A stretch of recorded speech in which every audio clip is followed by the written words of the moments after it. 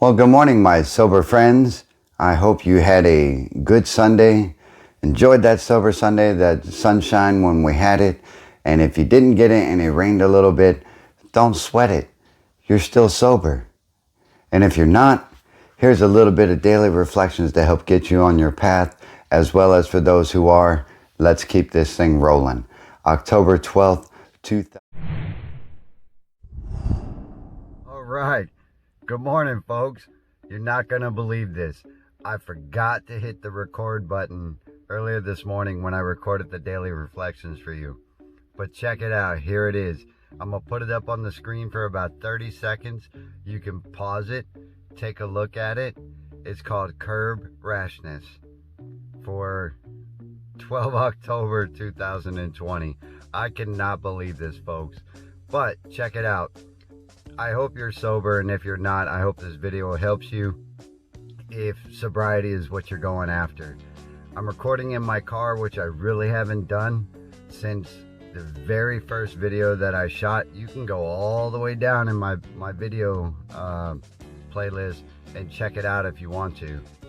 So the bottom line of curbing your harshness is speaking to others and responding to others with a little bit of tolerance and a little bit of patience versus what you would originally lash out as in your drinking history or your addiction history.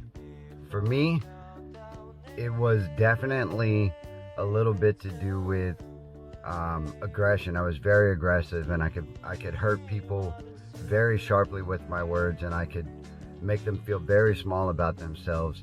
And moreover, I could make myself feel horrible about things that I've done. For instance, like forgetting to hit the record button this morning.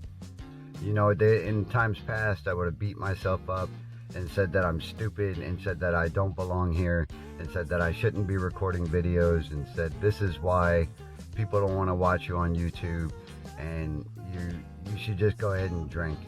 You know, these are the things that I would have said to myself back in my drinking days, and you know, during my active alcoholism. Being able to curb my harshness or my rashness. I changed it to harshness because for me that's what it is.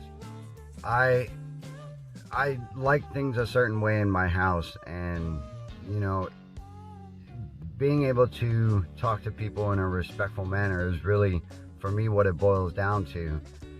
I don't like the fact that my wife balls up the kitchen towels and throws them on the counter when to dry they have to be folded a certain way and put back in the place where they came from. You know, that's just me. I spent 20 years in the Army, and everything was dress right dressed. And that's really, you know, how I see things. But it's not always about me. So I have to realize that's a part of her, and that I probably shouldn't just fly off the handle because the towel is folded improperly or put in the wrong spot. And that goes with a lot of things for me. You know, my son has the same thing that I guess he picked it up from my wife, I don't know, where they like unwrap something and they just throw the plastic or the cardboard on the floor or on the table. It drives me absolutely crazy. And sometimes I just want to be like, what the hell is wrong with you? Just pick it up and put it in the trash. But being able to curb my rashness, I'm able to respond in a different way that is a little more helpful and a little more respectful and doesn't leave somebody feeling bad about themselves. That's about what I pick up from today, and I'm sure there's a lot more to it, folks. I really am. But you know, I'm sitting in the parking lot at work. I'm sure somebody's looking at me funny, but truly I don't care, because this is for you. This is not for them. And well, maybe it's for them, I don't know. Perhaps they'll see it later and be like, yeah, I can relate to that. If you can, drop your comments below, because somebody's going to be able to relate to this. You know, we've been given the gift of sobriety, and if you haven't yet, it's coming. You just have to work for it.